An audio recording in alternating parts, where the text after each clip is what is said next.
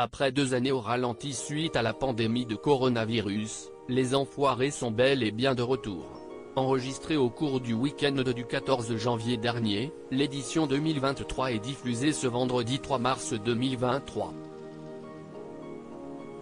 Pour l'occasion, la chanteuse Anne Silla, présente lors de ses spectacles, s'est confiée lors d'une interview accordée à Pure Média.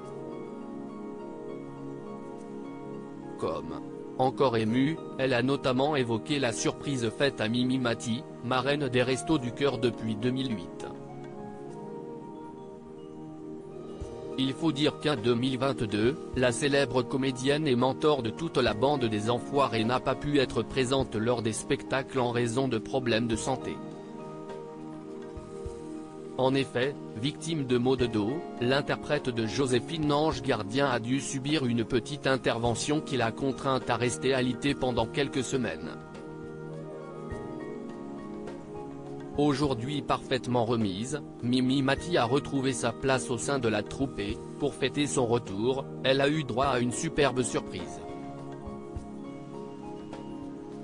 Alors qu'elle était sur scène pour chanter le titre Je l'aimais à mourir de Francis Cabrel, toute la troupe est venue la rejoindre avec des t-shirts floqués I Love Mimi. Elle ne s'y attendait pas. C'était un bel hommage. Les larmes en coulaient, elle était très émue, a expliqué Anne Silla. C'est une leçon de vie, mais ce qui a motivé l'ensemble des artistes à rendre cet hommage à la comédienne, c'est également l'admiration et le respect. On l'a pris dans le cœur. C'est super pour elle. C'était important de marquer son retour. Mimi représente une page importante des Restos du Cœur, elle représente beaucoup de courage, d'abnégation.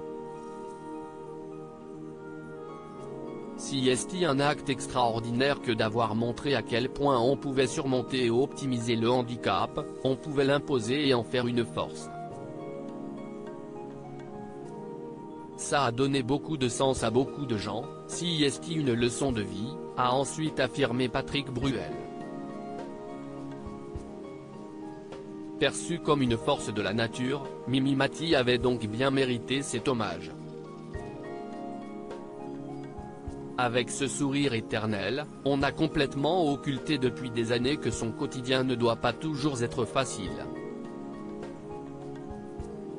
C'était bien légitime et ça tombait bien sur cette chanson, a conclu le chanteur.